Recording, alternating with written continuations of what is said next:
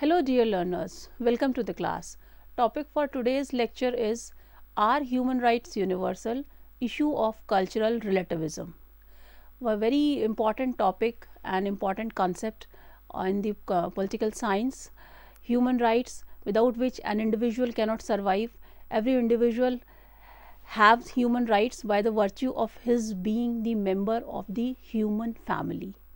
Students, we shall be discussing this topic under the following headings. First of all, introduction, meaning of human rights, definition, historical development, natural rights and human rights, characteristics and nature of human rights, classification of human rights, and human rights at international level. Introduction. The world today has accepted the notion that all human beings are entitled to and are empowered for a dignified existence. It is a common phenomenon that human beings everywhere demand the realization of diverse values to ensure their individual and collective well-being. These are moral claims which are inalienable and inherent to all individuals by virtue of their humanity alone, irrespective of caste, color, creed, and place of birth, sex, cultural differences, or any other consideration. These claims are articulated and formulated in what is today known as human rights. Human rights are the rights that belong to all individuals by virtue of their humanity, which could potentially lead to establishment of a just society. Human rights are sometimes referred to as fundamental rights, basic rights, inherent rights, natural rights, and birth rights. Human rights constitute the very source of all rights of human beings. They embody the scheme of ideal rights and provide for moral foundation of any system of rights. Students, human rights have emerged as the most powerful concept of our age. It has become a common language of mankind and the ultimate norm of all politics. Adopting this language allows all people to understand others and to be the authors of their own history. Human beings are born equal in dignity and rights. Human rights are commonly understood as being those rights which are inherent to the human beings. The concept of human rights acknowledges that every individual, single human being is entitled to enjoy his or her human rights without distinction as to race, color, sex, language, religion, politics, or other opinion, national or social origin, property, birth, or other status. Meaning. In general terms, human rights are entitlements due to every man, woman, and child because they are human. In other words, certain inherent and inalienable rights are due to human beings simply of being human. The concept of human rights derive from human dignity and the inherent worth of a human being.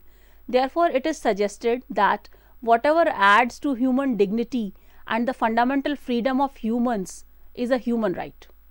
In other words, human rights are what each human being is entitled to as a human being to live a dignified, secure life of his, her choice. All human beings are born free and equal in dignity and rights. They are endowed with reason and conscience and should act towards one another in a spirit of brotherhood. This assumption is derived from the natural rights theory, according to which the right to liberty and equality is man's birthright and cannot be alienated, and that because man is a rational and moral being, he is different from other creatures on earth and therefore entitled to certain rights and freedoms which other creatures may not enjoy. Students, the idea of human rights comprehends the whole range of rights of human beings. Human rights are those rights without which human being cannot live with dignity, freedom, political, economic, social and cultural rights and justice in any nation or state, regardless of color, religion, language, birth, ethnicity, race, sex or any other considerations. Human rights in a general sense denotes rights of humans. However, in a more specific sense, human rights constitutes those rights which one has precisely because of being human, member of being human fraternity. These rights are inherent in human nature and emanates from human faculty of reason. Some definition of human rights. Christian Bay defined human rights as any claims that ought to have legal and moral protection to make sure that basic needs will be met. Dr. Justice Durgadas Basu defines human rights as those minimal rights which every individual must have against the state or other public authority by virtue of his being a member of human family, irrespective of any consideration. Durgadas Basu's definition brings out the essence of human rights. Students, human rights can be defined as those minimum rights which every individual must have against the state or any other public authority by virtue of his being the member of the human family. Historical development. The concept of human rights is the result of the long evolution of philosophical, political, legal and social reflection inseparably connected to the social democratic traditions. The concepts and ideas of profound thinkers of time such as Aristotle, Cicero, Grotius, Locke, Kant, Montesquieu and prestigious jurists found their reflections in many documents with institutional character which emphasized a well-deliberate conception of human rights and liberties. In natural rights and human rights. The origin of human rights may be traced to the theory of natural rights derived from the concept of natural law as propounded by ancient Greek Stoic philosophers and further developed by Thomas Hobbes and John Locke. The American and French Revolution gave further impetus to the struggle of human rights. The evolution and development of human rights in the international context can be traced to the Magna Carta and the English Bill of Rights, followed by the French Declaration and American Bill of Rights. Students, the doctrines of natural law and natural rights suggested that men were entitled to make claims for the protection of their life, liberty and property by virtue of their common humanity. Natural rights are the rights that all men possess, because of which they may be obligated to act or to refrain from acting in certain ways. The concept of individual having certain basic inalienable rights as against a sovereign state had its origin in the doctrines of natural law and natural rights. Thomas Hobbes, John Locke and Jean-Jacques Rousseau are the three main thinkers who developed the natural rights theory. Students, Thomas Hobbes was the first champion of the theory of natural rights. In his most celebrated book, Leviathan, he advocated that no individual could be ever deprived of his right to existence, that is, right to life, which he enjoyed in the state of nature. He asserted that human beings are equal and without any considerations they are entitled to right to life. Next is English political theorist John Locke. He further elaborated and developed this idea in his book Two Treatises on Government. He argued that every human being has a natural right to life, liberty and property, and that no governmental authority has the power to deprive human being of these rights, because they enjoyed these rights even before the creation of the civil society or political society. Next contractualist is Rousseau, who is regarded as the greatest master of the natural law school. Again, in his most famous book, The Social Contract, Rousseau states, all men are born free, but everywhere they are in chains. Rousseau proclaimed that men are bestowed with inalienable right of liberty, equality and fraternity. These concepts became the basis of the French Declaration of the Rights of Man and the Citizens. Next, students, the 20th century witnessed the crystallization of the philosophy of human rights when the United Nations adopted the UN Charter 1945, the Universal Declaration of Human Rights 1948, which is a milestone document in the history of human rights, and the International Covenants on Human Rights, with further emphasis to protection of rights of women, abolition of slavery, racial discrimination, civil and political rights, economic, social and cultural rights, and most importantly, the rights of children.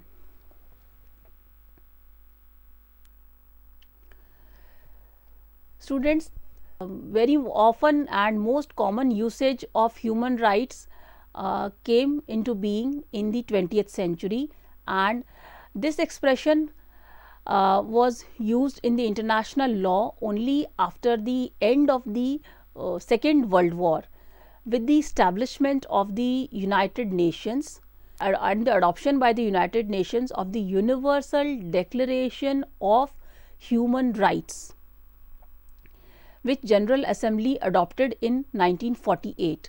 And this Universal Declaration of Human Rights is a milestone document in the history of human rights. This document replaced the phrase which was earlier used, that is natural rights, because it was a matter of controversy. So it was replaced by human rights. United Nations adopted this human rights declaration when the whole world was recovering from the wounds of the Second World War. Now coming over to characteristics and nature of human rights. Firstly, human rights are universal and inalienable. Human rights are universal because they are based on every human being's dignity, irrespective of race, color, sex, ethnic or social origin, religion, language, nationality, age, disability or any other distinguishing characteristics. Since they are accepted by all the states and people, they apply equally and indiscriminately to every person and are the same for everyone everywhere. Human rights are universal, moral rights. They belong to everybody because they are human. By definition, rights are not earned, bought or inherited. They are inherent in human dignity. Human rights are fundamental, which means nobody can remove entitlements of human beings to these rights. Human rights are not non-essential claims or goods, but they are fundamental in nature. No one can have his or her human rights taken away, other than in specific situations. For example, the right to liberty can be restricted if a person is found guilty of a crime by a court of law. So students, we see that human rights are conferred on an individual due to the very nature of his existence. They are inherent in all individuals, irrespective of their caste, color, religion, language, ethnicity, nationality.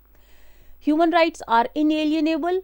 The individual cannot lose these rights temporarily or permanently by any of his bad or good conduct, and he cannot voluntarily also give them up. No one can have his or her human rights taken away other than in some specific situations.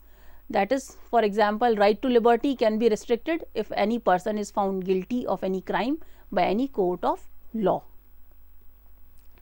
Human rights are necessary for fulfillment of the purpose of life. Human life has a purpose. The term human right is applied to those conditions which are essential for the fulfillment of this purpose. No government has the power to curtail or take away the rights which are sacrosanct, inviolable and immutable. Students, we see that human rights are essential and necessary. In the absence of human rights, the moral, physical, social and spiritual welfare of an individual is impossible. Human rights are also essential as they provide suitable conditions for material and moral well-being and upliftment of the people. Next, human rights are indivisible, interrelated and interdependent. These rights are indivisible as civic and political rights and economic, social and cultural rights are interrelated and carry equal importance without any hierarchy. They are interdependent and interrelated. The fulfillment of one right often depends wholly or in part upon the fulfillment of other rights, because each human right entails and depends on other human rights. Violating one such right affects the exercise of other human rights. For example, right to health could depend on right to education and information in some circumstances. Respect for all rights is a prerequisite to sustainable peace and development. The international community affirmed the holistic concept of human rights at the World Conference on Human Rights held in Vienna in 1993. Students, human rights are interrelated, indivisible and interdependent. For example, the right to life presupposes respect for the right to food and to an adequate standard of living. The right to elected to public offices often implies access to basic education. Again, the defense of economic and social rights presupposes freedom of expression, of assembly, freedom of association. Accordingly, we see that civil and political and economic, social and cultural rights are complementary and equally essential to the dignity and integrity of every man. Next, human rights are irrevocable. Human rights are irrevocable. They cannot be taken away by any power or authority, because these rights originate with the social nature of man in society of human beings, and they belong to a person simply because he is a human being. As such, human rights have similarities to moral rights. Students, human rights are irrevocable. They cannot be taken away by any government or any public authority, because man has a right because of being a human. Next, human rights are in connection with human dignity. To treat another individual with dignity, irrespective of the fact that the person is a male or female, rich or poor, etc., is concerned with the human dignity. For example, in 1993, India has enacted a law that forbids the practice of carrying human excreta. This law is called Employment of Manual Scavengers and Dry Latrines Prohibition Act. Human rights are universal moral rights. They belong to everybody because of being human. They are inherent in human dignity. Next is, human rights are never absolute. Man is a social animal and he lives in a civic society which always puts certain restrictions on the enjoyment of his rights and freedoms. Human rights as such are those limited powers or claims which are contributory to the common good and which are recognized and guaranteed by the state through its laws to the individual. As such, each right has certain limitations. Human rights are dynamic. Human rights are not static, they are dynamic. Human rights go on expanding with socio, eco, cultural and political developments within the state. judges have to interpret laws in such a way as are in tune with the changed social values. For example, the right to be cared for in sickness has now been extended to include free medical treatment in public hospitals under the public health scheme, free medical examinations in school, and the provisions for specially equipped schools for the physically handicapped. Students, there may be certain limitations on some of the rights of an individual because others too have similar rights. This connects rights to duties, and they are not absolute. Rights are not absolute or unlimited. Some of them can be suspended. For example, some rights can be suspended during war, during emergencies, any other public emergency. Justifiable and reasonable limitations can be imposed on the exercise of rights which are necessary to protect the national security, public order, public health, or morals, or the rights and freedoms of other individuals. Again, the idea of human rights is not static but a dynamic one which changes according to the political, social, cultural changes in the society. One example is the development of human rights for the people with special needs. Another is debates around the digital rights in the age of internet, which allow individuals to access internet and have rights like data protection and privacy.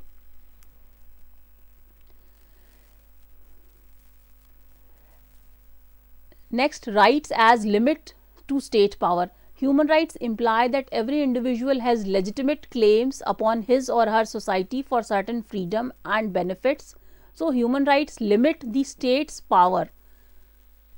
These may be in the form of negative restrictions on the powers of the state from violating the inalienable freedoms of the individuals, or in the nature of demands on the state, that is, positive obligations of the state.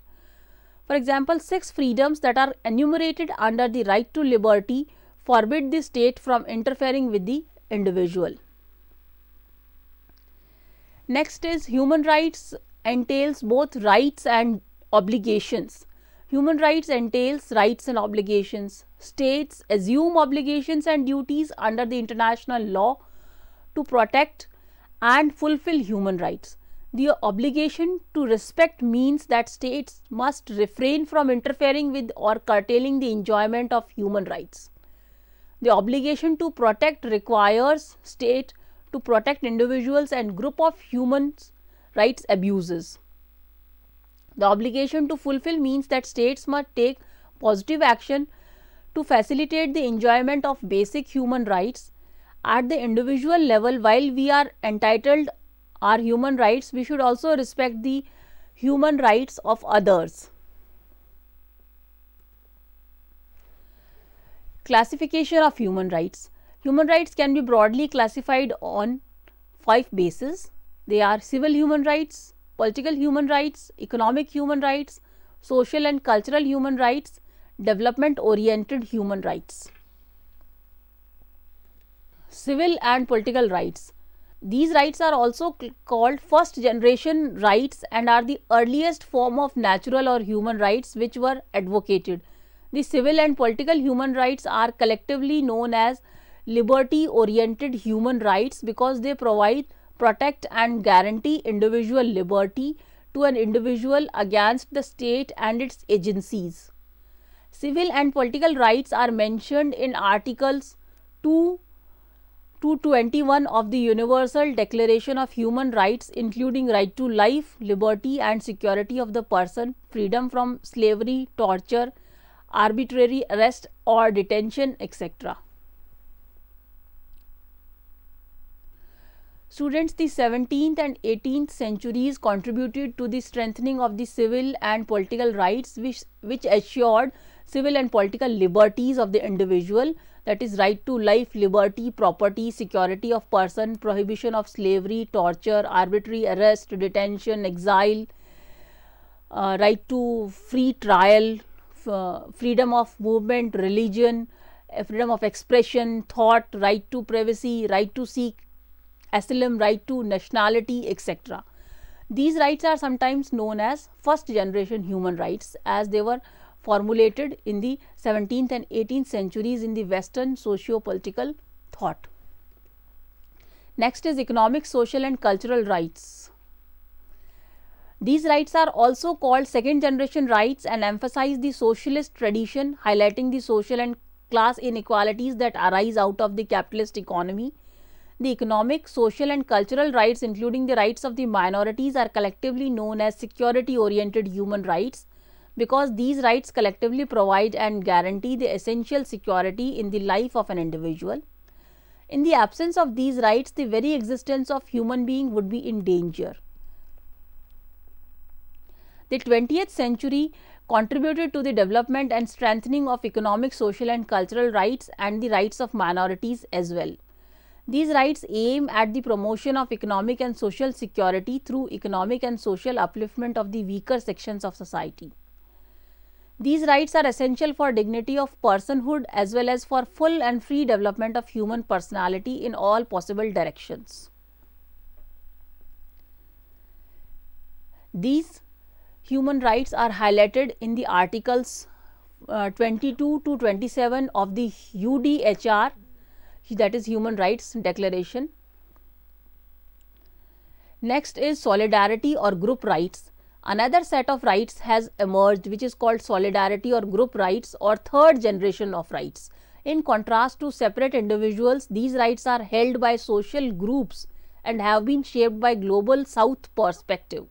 They include rights like the right to political, economic, social and cultural self-determination, the right to economic and social development and the right to clean and healthy environment, etc. Climate change problems pose a number of risks to human rights like right to life, health, food and housing. The consequences of climate change are already visible in a number of countries around the world. A human rights approach tries to look at the people whose lives are most affected by climate disasters. It also urges that human rights should be integrated with the politics that try to tackle climate change.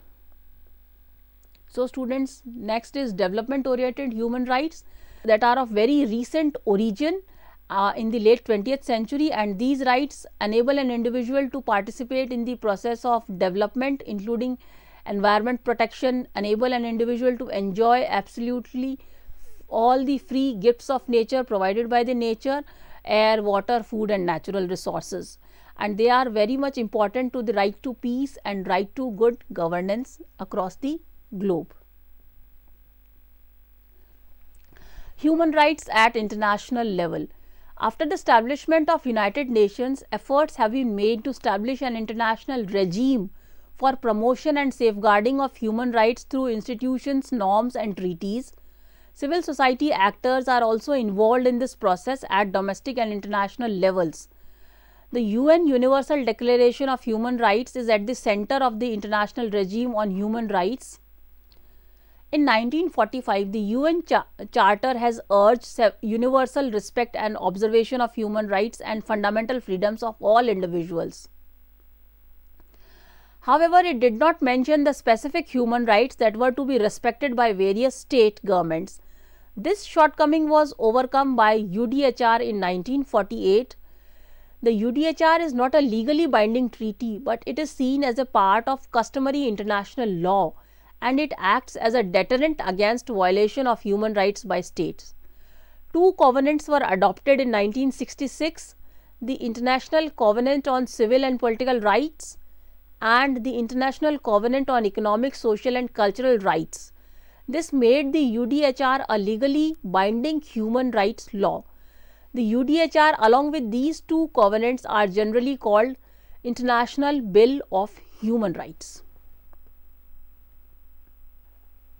Along with this, students, a number of non-governmental organizations also play an important role in the protection and promotion of human rights. For example, Amnesty International, Human Rights Watch, Human Rights Action Center. They promote human rights by direct assistance, collecting accurate information, campaigning, lobbying, and by education and awareness about the human rights. Now, to conclude, human rights are sometimes referred to as fundamental rights, basic rights, inherent rights, natural rights and birth rights. They are essential for individual to protect themselves against the state or public authority or against members of its own class. Human rights are characterized as inalienable connection with human dignity and necessary for purpose of fulfillment of human life. The evolutions of human rights have taken place over centuries. The 20th century witnessed the crystallization of the philosophy of human rights when the United Nations adopted the UN Charter in 1945, the UN Declaration of Human Rights 1948 and the international covenants further emphasized to protection of rights of women, abolition of slavery, racial discrimination, civil and political rights, economic, social, cultural rights, and most importantly the rights of the children. Human rights have been classified in different bases. Each right signifies the awareness and emancipation of a particular century. The development oriented rights belong to the 20th century, which is essential to maintain world peace as well as right to clean and wholesome environment along with environment protection and improvement. So, with this we come to the end of this lecture, and in this we have thrown considerable focus on the concept of human right in terms of various perceptions reflecting its definition, its unique underlying principles, its evolution, its characteristics, its various types, and how the concept of natural law and natural rights has grown into the concept of human rights. The evolution of human rights have taken place over the centuries, but man had to struggle hard in order to achieve these ultimate goals of human rights, that is to live with dignity. In this way, this lesson becomes a foundational lesson for understanding the various concepts and developments of human right. Thank you.